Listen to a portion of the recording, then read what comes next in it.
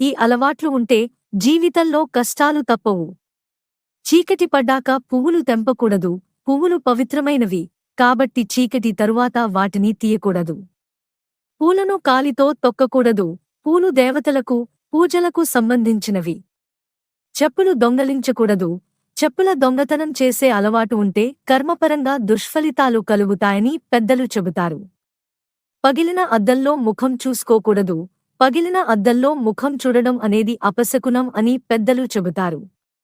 చీపురుని కాలితో తన్నకూడదు. ఇది ఆర్థిక నష్టం కలిగిస్తుందని మన సంప్రదాయం చెబుతుంది.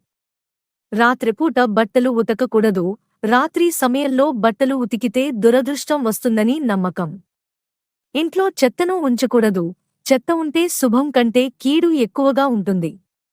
సాయంకాలం తర్వాత గోళ్లు తీయకూడదు. ఇది కూడా మన సంప్రదాయంలోని ఒక సూచన.